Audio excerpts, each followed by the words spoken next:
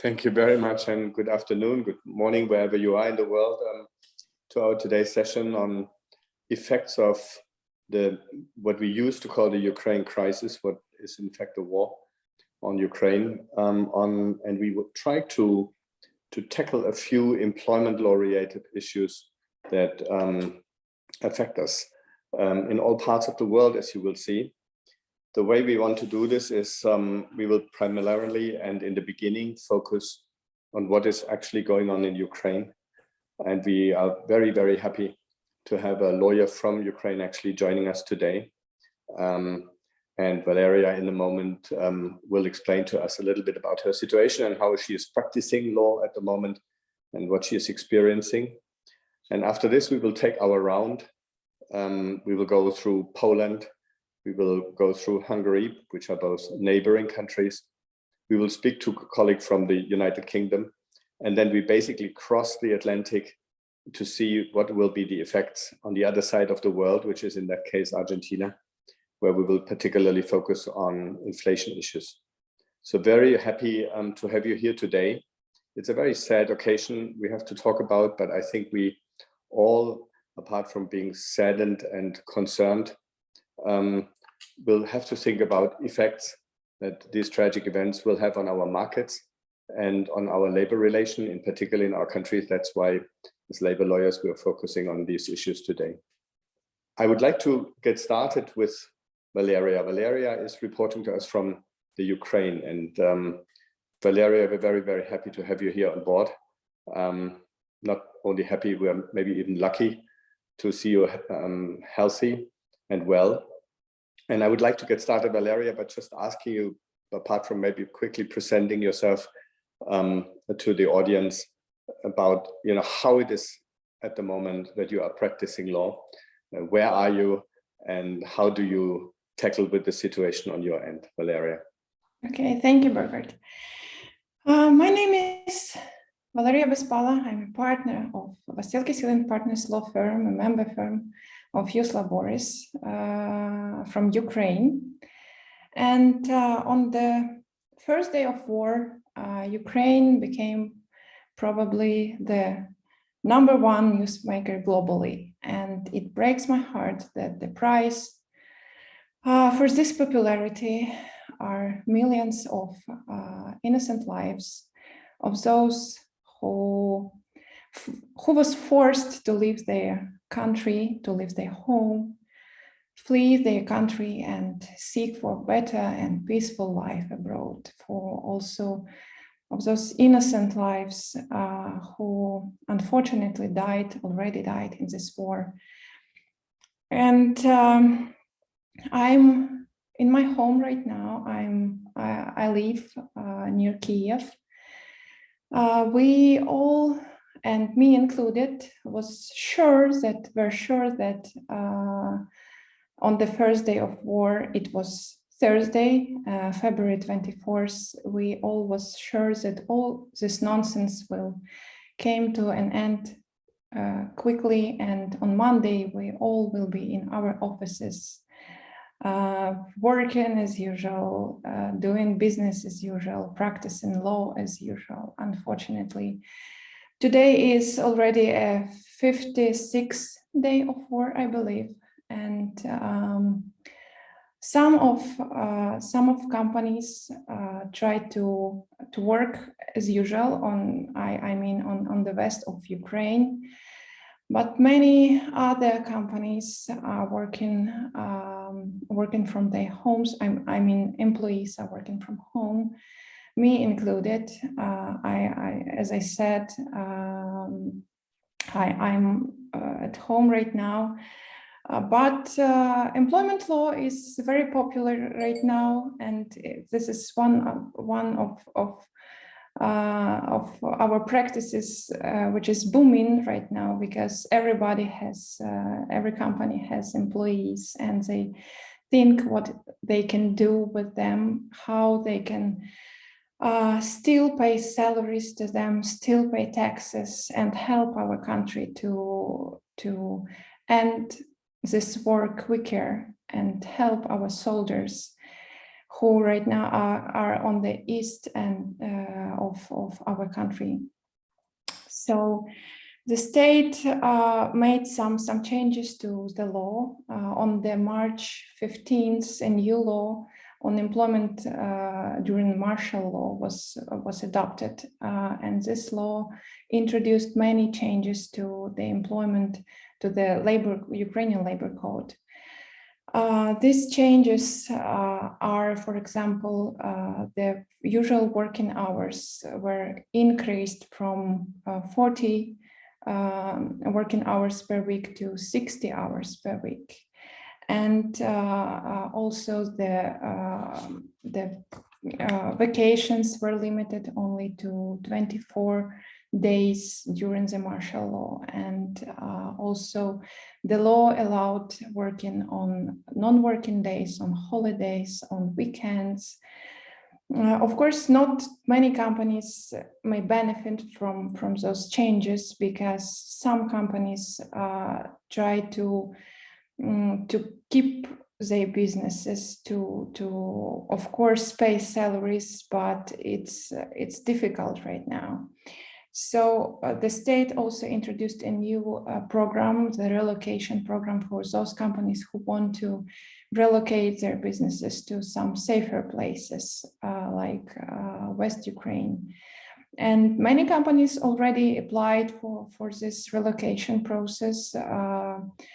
More than 300 companies were already relocated, and more than 100 already works.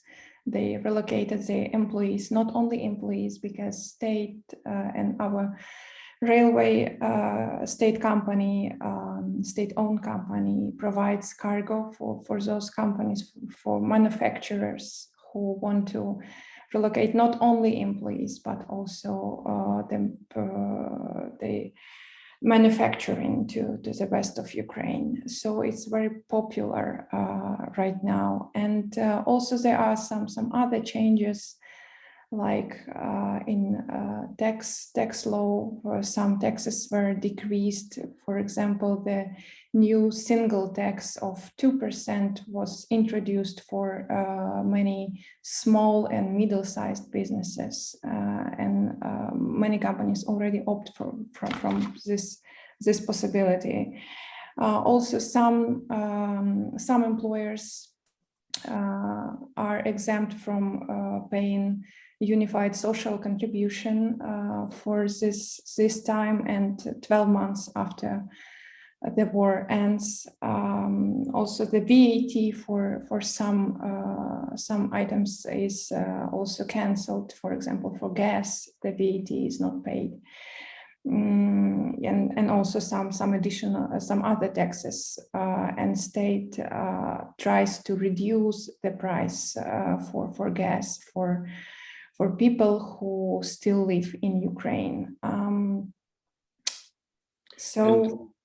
And yeah. if you look at your work, like a simple question. I mean, we are all amazed that we can have this conversation with you, and you're safe, and even our system works, which is not self-evident in this situation. But like a simple question on paying salaries to people and them drawing them from their bank account so that they can live. That you would say this would still work? The banking system still operates so people can draw monthly salaries? Or how does it work for employees at the moment when they work? Yeah, the banking system still works. We all was afraid that something will happen and people will end up without their money, or maybe with money on their accounts but cannot withdraw them. But fortunately, everything works, and I'm very happy that I work with companies who not only want to pay salaries for usual salaries, but pay some additional benefits to their employees. Many companies paid advanced salaries for 2-3 months already, and also provided some additional bonuses to the employees, provided relocation payments for them, paid for even for migration lawyers. Migration lawyer. Yes, and yeah, That's good. And another question, you know, since apparently and really for us, so we all are not used to live in a country at war anymore. We don't know how it works. So sorry for the questions, but like is there a court system still in place where you can have court hearings, or did you stop the judiciary side for the moment? It's a silly question, but it's just like interesting because labor lawyers normally they go to employment courts from time to time. Yeah.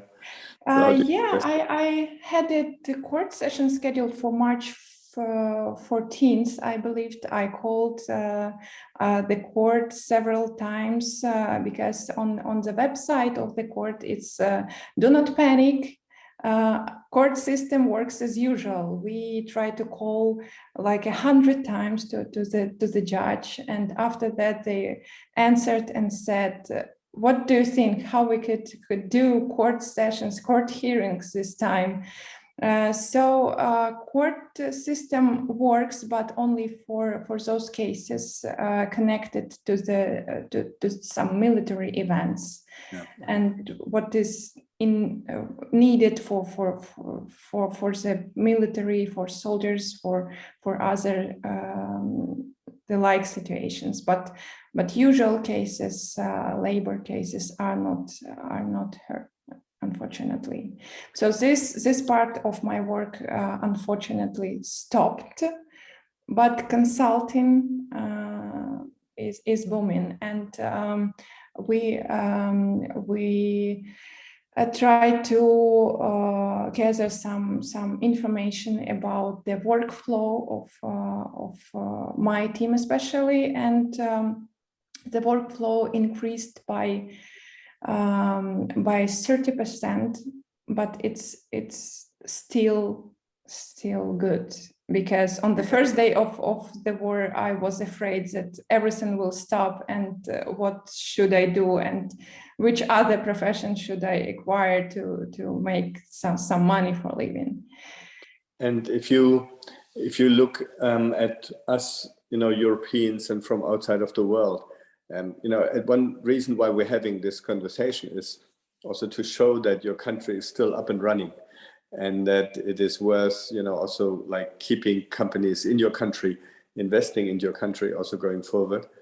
Is there anything apart from the weapons desperately needed that you would say we all could be doing, and where we could help other than by military supply at the moment?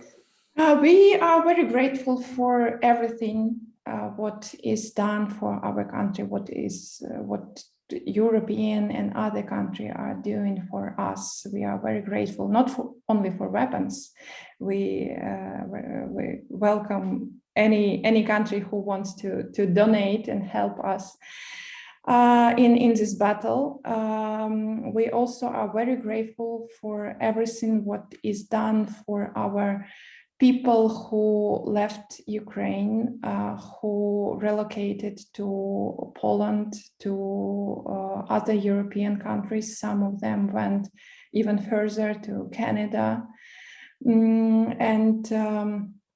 So this is highly appreciated. And also what can be done, many companies who have their manufacturing on the east of Ukraine and are calculating their damage. And I am very happy that they want to still invest in Ukraine, still invest in their business, and to rebuild everything what was lost, what was ruined, and not leave our country. And we understand that this will provide work, salaries, jobs for our people in this turbulent time and after that. So it's a good sign, and I'm very happy that Ukraine is still on the map, and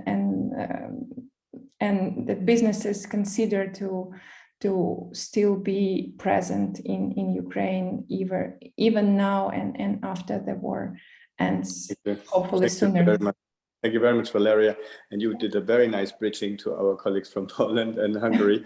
So we are basically looking a little bit to your neighbors now, because as you were rightly saying, They have been flooded with families, mainly women with their children and grandchildren. I've been in many trains together with your country women in that case, together with a lot of cats and dogs that also went out of the country. Yeah. So, and maybe we turn a little bit to Katarzyna from Poland. And Katarzyna, is very nice. You're sitting behind, in front of your Polish flags, but you have a yellow dress, which match very well to any blue colors on your ribbon. Thank you for that.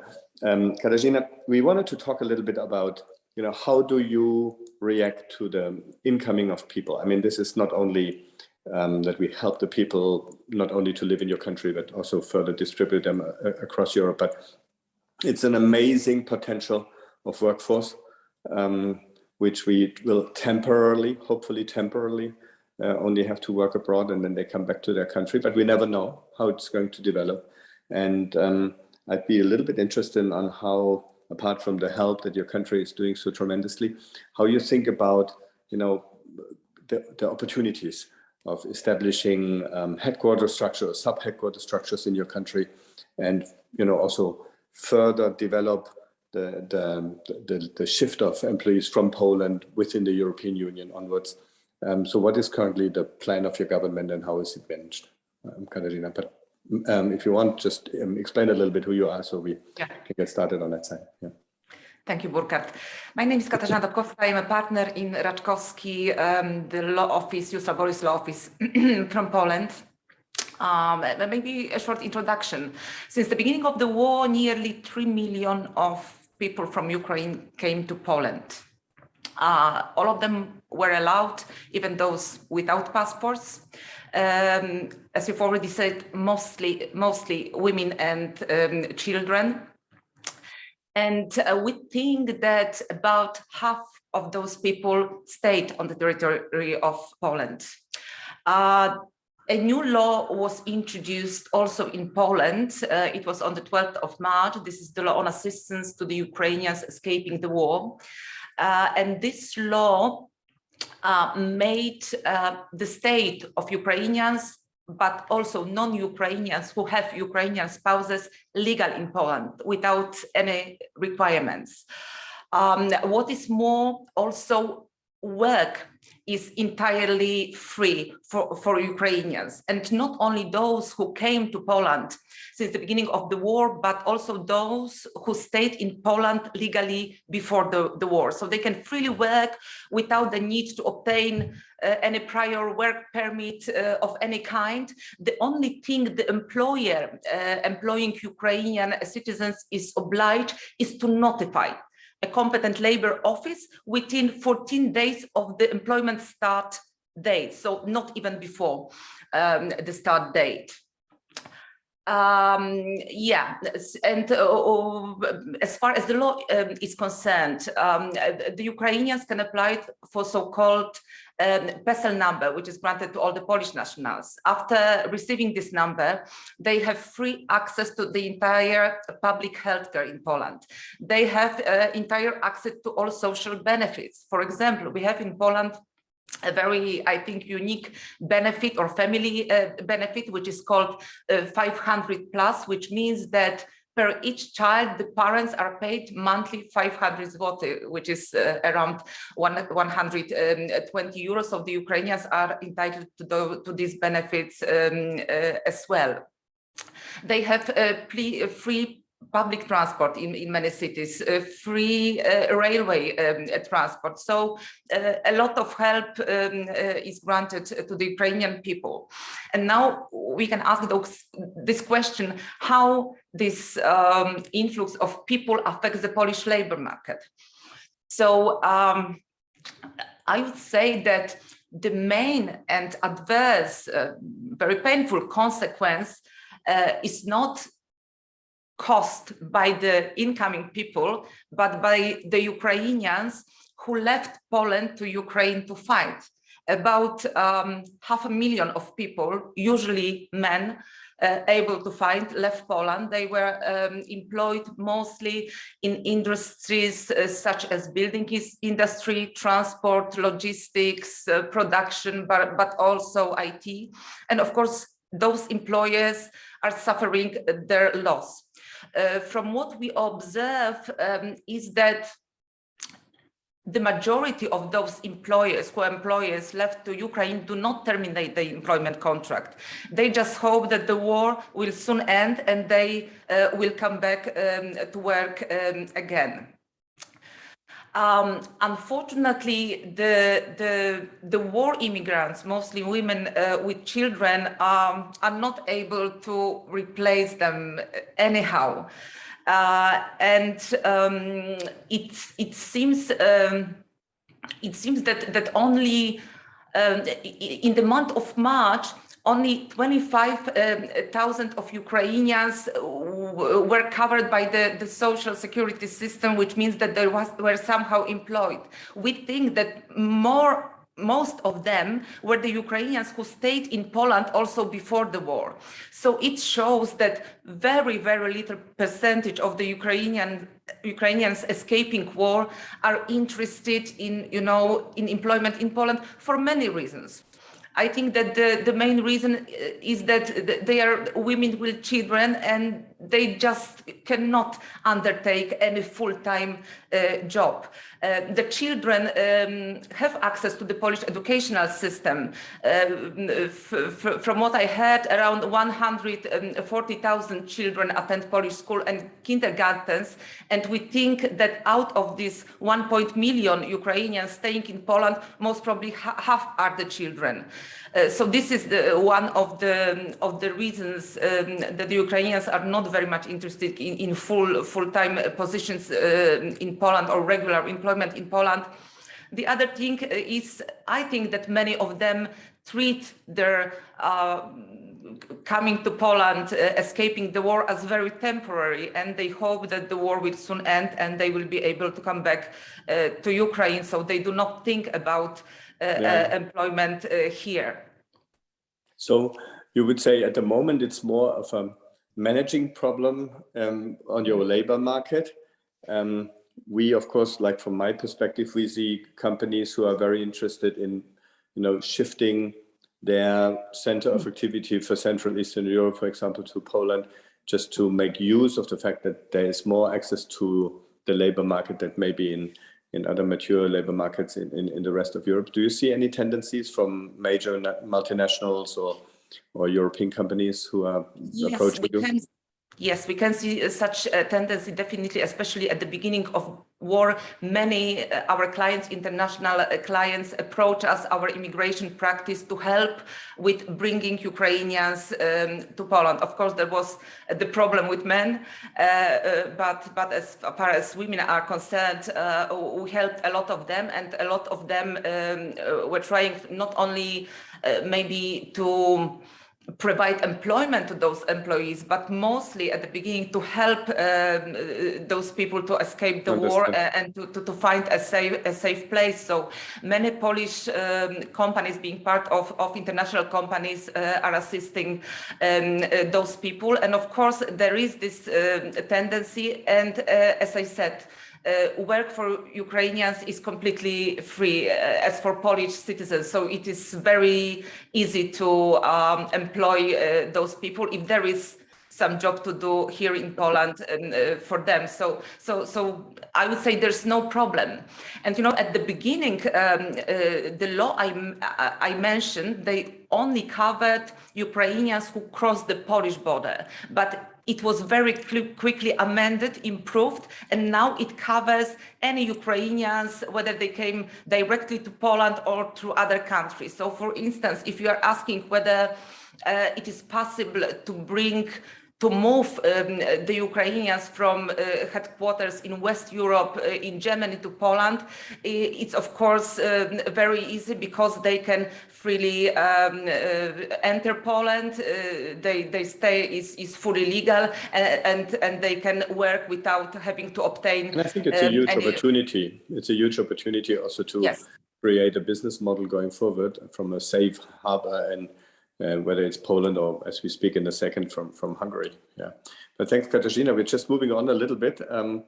Hedi, similar situation, different country, but similar approaches? What would you say from your end? But introduce yourself, please, for a second for anybody's purposes here. Yeah. Thank you, Burkard. My name is Hedi Bozsonyik. I'm calling from Széchenyi Attorneys. We are in Budapest, in Hungary, and I'm prepared to give you first also a short summary on the refugee situation in Hungary, then to talk about the effects of the war on the Hungarian economy, and finally share some projections with you on the maybe not so bright future. First, a little bit of geography for those who don't know where Hungary is. Hungary shares the short, only 135 kilometers of border with Ukraine. As Hungary is a member of the EU and Ukraine is not, the border is also an external border of the European Union. I couldn't find totally up-to-date figures, but what we know is that by the end of March, approximately 540,000 refugees entered Hungary, but we are expecting, unfortunately, a lot more. As a general rule, Ukrainian people are allowed to enter Hungary with a valid biometric passport, and in the current situation, even without one, with a simple ID that they can identify themselves with. They don't need a visa nor a vaccination certificate to travel and to enter Hungary. They may stay without a visa for a maximum of 90 days within any 180 days period. If they wish to stay longer, it is possible. Hungary implemented the temporary protection directive. People just fleeing Ukraine can apply for the temporary protection also in our country. This protection currently lasts for 1 year.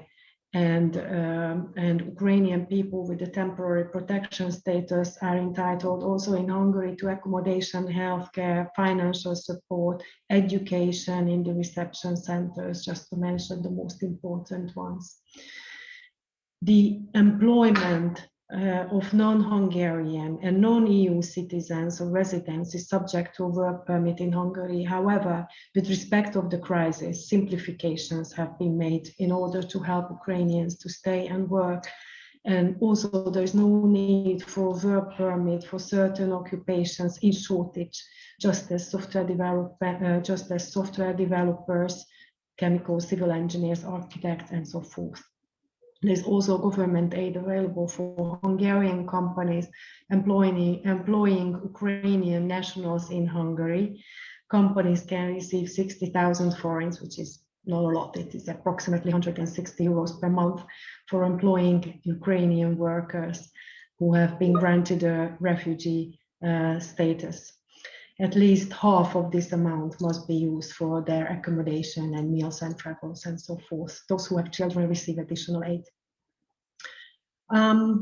There is a huge lack of skilled workers in Hungary. There are more than 100,000 vacancies and the workers missing from the Hungarian job market.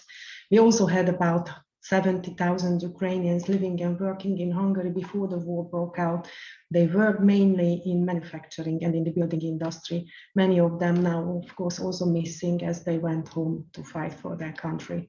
It seems, however, that we cannot make use of the workforce that the refugees could mean, what Burkard just asked before. And it is not only because the refugees are mainly women and children. Most of the refugees do not plan to stay and work in Hungary on the long term.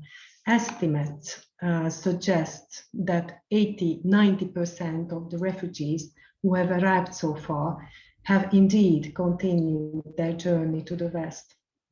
Or as far as we knew, they went to Poland because the language barriers there are more easy to overcome and the salaries are higher. According to the latest statistics presented by Eurostat, Hungary is the third cheapest country in the European region in terms of the cost of labor. This may be a good news for multinationals, but it's a bad news for employees. The cost of labor is only cheaper in Romania and Bulgaria. Hungarians are thus one of the lowest earning people within the EU. In light of these statistics, it is hardly a wonder that Hungary is mainly a transit country and the refugees tend to migrate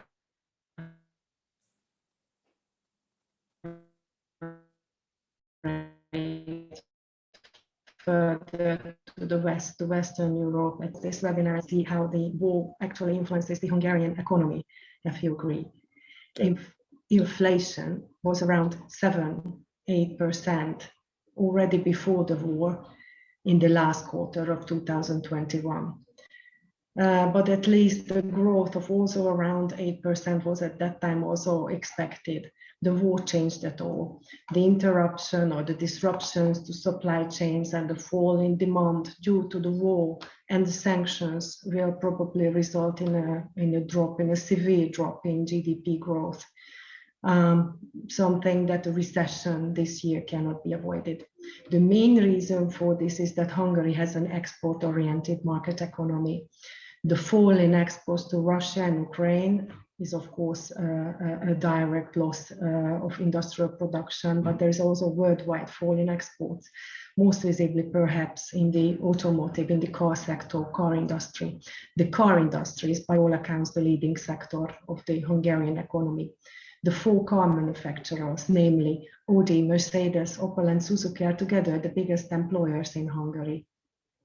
The car industry already suffered during the COVID pandemic from the chips shortage and is still not recovering. Now the war also hit the car market very severely. It is believed that roughly 40% of a car part, which is called wire harnesses, that is used in the car industry, has been so far produced in Ukraine. Due to the war, production has already stopped completely in several places in Ukraine. This could lead in Hungary to a significant slowdown of car productions. And when do you see a shift? Do you already see a shift of production sites from Ukraine into? No, not yet. My understanding is that they are looking for substitution, but there are not yet substitute suppliers available. Okay. They are looking in South America, but there may be a complete shutdown in the industry when no substitute suppliers are available. And we see already that some of the plants are having reduced shifts. Okay, that's interesting. And I think another problem. Yeah. No, please. Yeah. Mm-hmm. Yeah. Another problem is that many parts and components arrive to Hungary from Chinese suppliers. There are companies that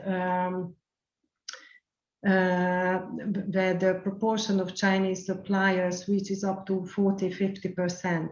These Chinese suppliers mostly transport the products to Hungary via Russia and Ukraine by rail. There is now a disruption of these supplies as well. And the prolongation of the war is believed to completely ruin the car industry. Super interesting, yeah, because at last, the way we look at this is like, you know, an opportunity on the labor market side, and we see the very different reports from 2 countries basically sharing almost the same fate from a refugee standpoint, but such a different, prospect on both sides of your countries. I'd like to move a little bit, Hedi, forward to David for a moment. David, because we wanted to, by bypassing my own country, Germany, where we, have our special problems with our complete dependency on Ukraine and Russian gas and petrol. When we were preparing the session, David, from your splendid isolated island, you were basically saying, yes, we are affected, but maybe we're very far away from it. We should be doing more, which I don't think, because you do a lot from the military side. But I think we all start to see the effects of what Hedi just been describing, the supply chain shortages. It's not only the salad oil that's suddenly missing in the evening when we start cooking, but there's a lot of other items in the car manufacturing industry. And I'd like to hear a little bit from your end how you see the supply chain issues coming over to the English, through the English channel, and how your government is looking into this situation, not only from a military side, but also like from an economic side. David, please go ahead. Yeah. And introduce yourself a little bit, please. Yeah. Cool. Very happy to do so. So I'm David Hopper. I'm one of the partners at Lewis Silkin in London.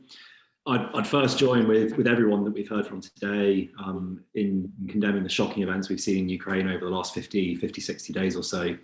I think, as Burkard's alluded to, it's important first to note that the UK is affected, but in a very different way from the countries we've heard about so far. Of course, nothing compares to the shocking events in Ukraine itself, but also I'm struck hearing from the fellow panelists from Hungary and Poland about the numbers of refugees. I think we heard from our Polish colleague that there are something like 3 million refugees who have entered Poland, of whom around, I believe, half are still in Poland from what we heard. That contrasts very significantly with what we see in the UK. We heard reference earlier to the Temporary Protection Directive, which is the mechanism, the legal mechanism within the European Union for people to move around within the European Union as Ukrainian refugees. I think what we're really seeing in the UK at the moment is the fact that Brexit has now happened and been completed. And as a result, we are not part of that mechanism. And to put it into context, the numbers in these are about 10 days old. So the numbers are increasing slowly, but we've seen something like 10,000 refugees arrive in the UK so far. 10,000 compared to 1.5 million still in Poland and 3 million having entered Poland. And I think that those numbers alone just show how different the experience is. And I think for people on this call to understand that, it's important I do break down this migration point just in a slightly bit more detail before I move on to the wider economy. In large part, that is the approach that our government has decided to take. So they have created what many are calling an obstacle course. So effectively, how can we make it as difficult as possible for people to actually enter the UK? So I believe we're unique in Europe in requiring Ukrainians to actually have a visa to enter our country, which is in stark contrast to what we've heard from our colleagues in Poland and Hungary so far. In addition, ministers were saying they need to apply for example, visas to pick fruit and vegetables, despite these people being who are fleeing war. That said, I think what's also really important to bear in mind is that sentiment is not necessarily shared by the British people. We've seen hundreds of thousands of people volunteer to take migrants in, to take refugees in, to give them a safe place. And we've also seen businesses trying to do what they can. So in contrast to what we're seeing in other European countries, a lot of the efforts being driven by the British people and British companies, as opposed to by our own government. But there is still a welcome here once you actually can get into the UK for migrants from Ukraine. Where the impact's been more profound in the UK is therefore in the area of the economy. Now, there was actually research published yesterday by the International Monetary Fund, which said that what the world is now looking at is its economy being, quote, severely set back by what we're seeing happening in the Ukraine. As the chief economist at the IMF said, there's been a major transformative shock to the world economy. And I think that's what we're seeing play through. And in this sense, the UK is perhaps hit harder than other countries. So of the G7, the UK is predicted now to have the slowest rate of economic growth. And of the G20, the UK will be second slowest, the only country growing at a slower rate being Russia, which is clearly hit by huge economic sanctions at the moment. So what are we seeing playing out in UK in practice? Well, the main challenge I think we're seeing at the moment is the cost of living crisis. And this is relevant not just for individuals who are living in the UK, but also for businesses and employers. And I'm obviously conscious of the context of this seminar we're doing today. So what we're seeing is rising energy bills, which are protected to some degree for individuals, but businesses are feeling the full shock of that. And we saw what happened to international oil and gas prices in the immediate aftermath of the invasion itself. We're also seeing interest rate rises here in the UK, and we're seeing tax rises as well, including taxes on employers. So the employer's social security contribution has increased as of 2 weeks ago here in the UK. So we're seeing real pressure being felt by UK employers to try and deal with these impacts. Of course, this is coming against the backdrop, not only of the COVID crisis, but here in the UK of Brexit itself, which I've already mentioned in the context of migration, but that is creating additional problems in terms of our supply chains, because we have erected new borders between the UK and the rest of the European Union, for example, to get goods across from Dover to Calais. So what we're seeing is businesses coming under increasing pressure on an economic front because of those wider economic situations. And from a personal experience and what I'm seeing with employers at the moment, and the real area this is being felt, is in wage negotiations. So I do a lot of work advising companies which are negotiating with trade unions, for example, and we're seeing increasing levels of demands from the trade unions in terms of pay demands. And we're seeing businesses that are struggling because they recognize their employees are looking for around 7, 8, 9% pay rises just to stand still in terms of inflation. Yet many businesses simply feeling they're unable to go that high. Now, we've seen some legal developments recently in the UK that are quite favourable to employers about how they deal with this situation. If they struggle to do a deal with their union, we had a Supreme Court case back in the autumn. But this is, in my experience, this is something that's really started slightly predating the war, but is only being exacerbated by the war in Ukraine. And sadly, I think something that the employers in the UK are going to have to deal with through the rest of 2020. And would you see this, David, sorry to jump in, would you see this as kind of a temporary thing? We've seen tariff negotiations, like in my own country, starting with demands around 5.5 to 6.5% by the beginning of this year, and the first January, February results were around 2.2%. Now it's not going up, but actually it's being shifted by interim deals with one-time payments and, like, let's meet again in late summer. Do you see similar developments also on your end? So that, maybe it's only temporary? There's definitely been an increase over the last few months. So I think in that sense, we do match what you're seeing in Germany. I agree, businesses are trying to find a way through this. The profound question is this going to be a temporary one-off? And we heard from our Ukrainian colleague earlier about the hope that the war would end quickly. That is something that we're not seeing. So are we now entering a longer term economic period of uncertainty? Ultimately, though, businesses are struggling, but pay negotiations are that unusual aspect. And these court cases we had in the UK last year are very helpful for employers, because essentially the employer has the dominant position in these talks. And so one of the things we're really seeing is employers saying, we want to push through a pay rise, even though we haven't done a deal, because we are feeling bad for our employees who we know are struggling. And so that's something that the employers are now looking to do unilaterally. So answering your question directly, Burkard, even if there's no deal, they're saying, well, we'll put through a temporary solution now and then try and keep talking later in the year once we see where the wider global economy goes. We've seen this in February still, and it was under the disguise of COVID one-time payments, which there were some tax advantages, but forget about them. It's like you always need a kind of disguise of what you're doing, because you don't want this to repeat again and again and again. So you had COVID in February, but now, of course, everybody will be looking at the cost of living increases and try to make this a one-time payment, because then it's immediate cash flow and not just a promise into the future. The key question is, where are we in autumn, when this war will continue, when the cost of living prices will continue to increase? We're talking about inflation rates in the center of Europe of about 7 to 8% probably, but some people even predicting more, beyond 10%. Is that a similar experience in the UK, that you're expecting increases beyond 10% already for later this year? Exactly. And so, inflation is predicted by independent economists to be around 9% in the UK. And as just one final comment that I'll make on this, because I'm conscious of time, in the UK, we have for domestic consumers, we have our energy bills, so our gas and electricity, capped under certain government regulations. And that cap is revised twice a year. So we have just seen the largest ever increase in the prices.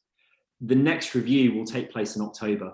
So while some people are hoping that the autumn will bring some relief in terms of the inflation pressures and supply chain pressures, actually all the independent analysis is saying that the price of energy is going to go up potentially another 20, maybe even 40% under this cap mechanism. So I think whilst we would hope for the best, there is a realistic prospect of these pay demands continuing right the way through the rest of the year, as the impact of inflation continues to feed in as these gas tariffs go up over the year. Great, thanks, David. We're jumping on Heathrow Airport now, and we make a big jump across the Atlantic. Eduardo, good morning. Thanks for having you here.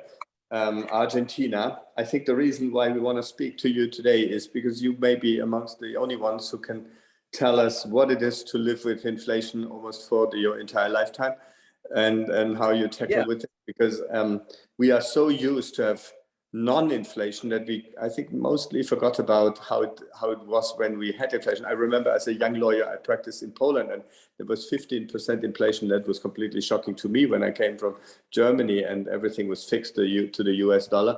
And I just think, explain a little bit how you deal with these inflation risks as basically a day-to-day risk in your country for a long time. Yeah, as you said, I lived all my life with inflation. And with crises. Crises happen in Argentina every 8-9 years. because we don't live by the budget. We are big spenders, and well, that means that we will have inflation.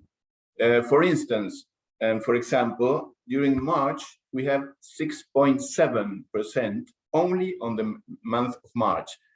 It is supposed to be divided by our own endemic inflation, but also at least 1 point because of the Russian invasion of Ukraine, because we as South American countries, Brazil is the same, not in the inflation administration, but in the fact that we produce commodities. And this meant a very good result for the economy, in fact, because the prices are up of the commodities, but by the other hand, the prices of the local economy also are up, because grains are a vital part of the food industry. So this is boosting the inflation. How we deal with this?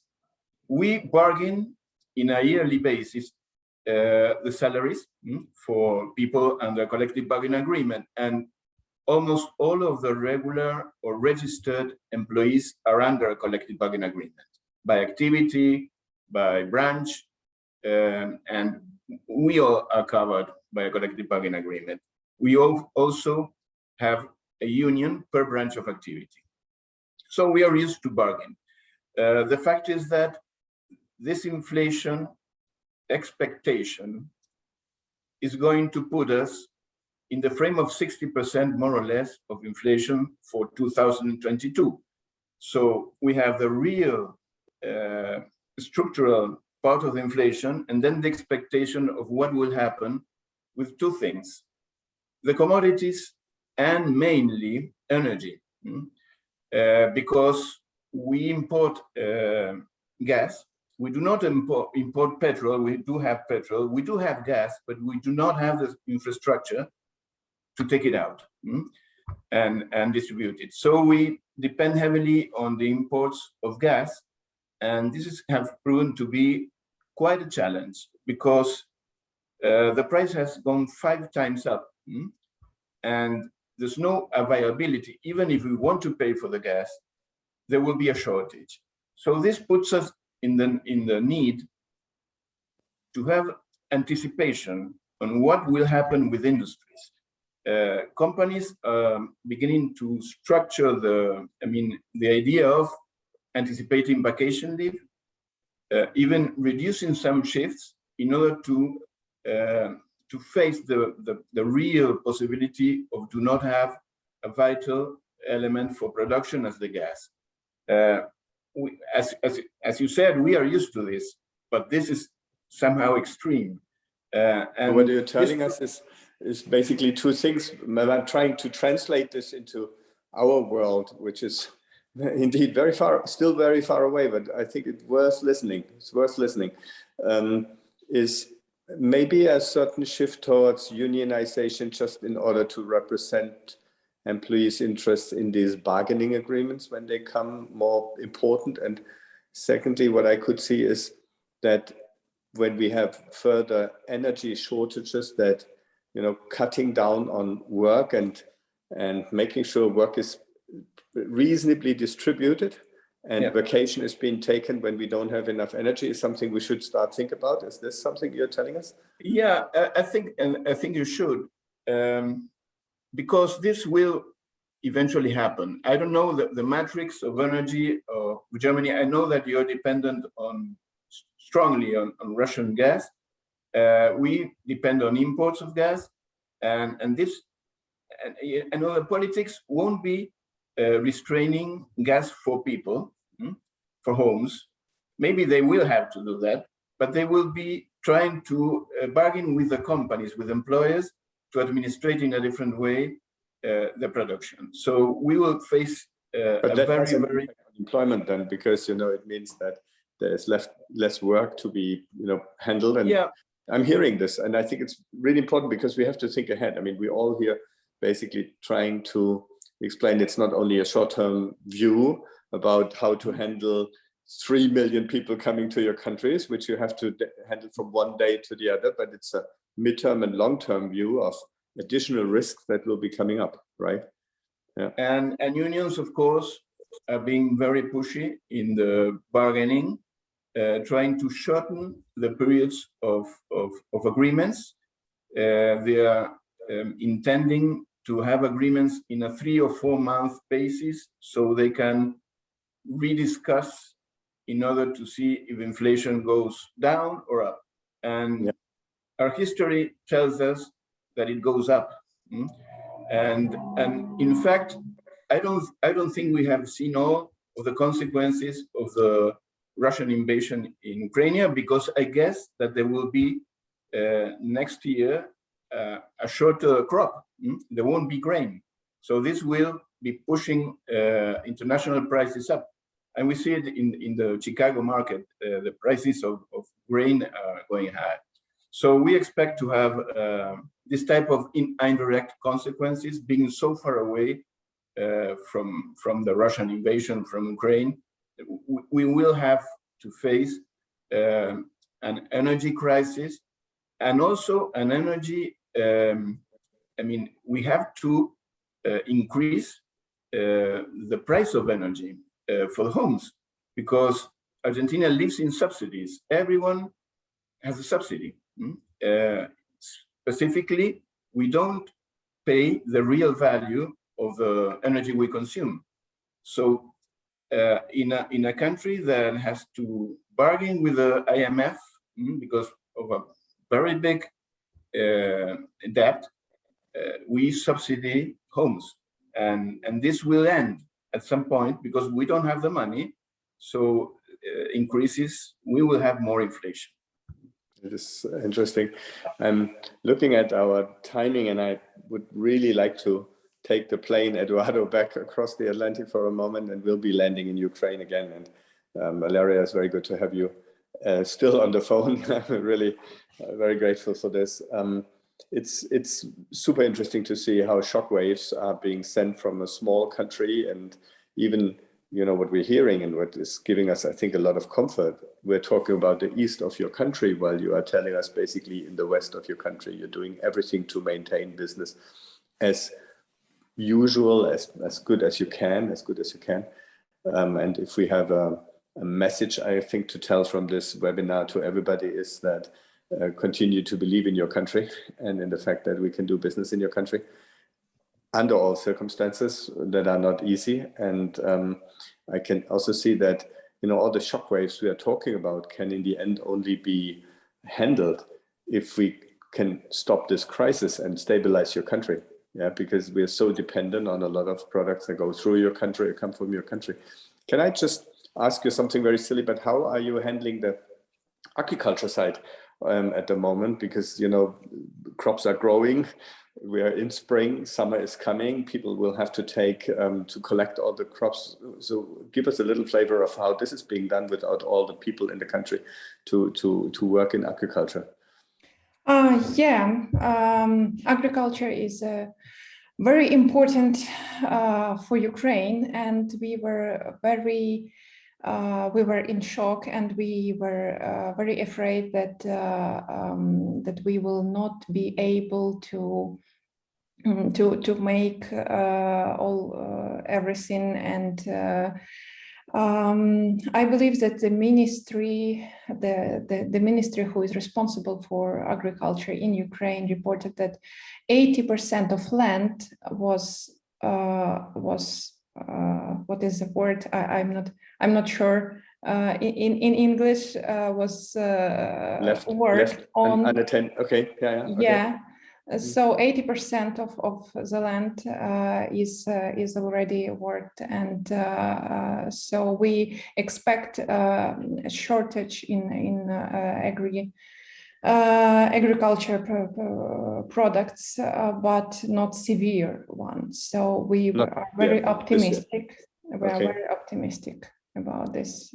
Yeah. And so you would think that there's no immediate need to bring in people for the farming and collecting from all over Europe and make sure that enough crops are leaving your country, so you still have enough people in your country to handle this, because we are really concerned about this, as you can imagine. Yeah. Yeah, as our colleagues from Poland and Hungary said, it's only a temporary situation for all these people to live in Poland and Hungary.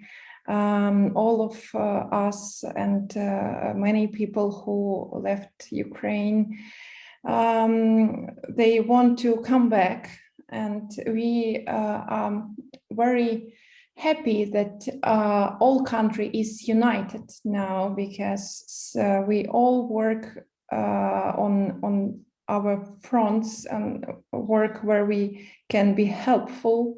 Some with the weapons, some with our computers, some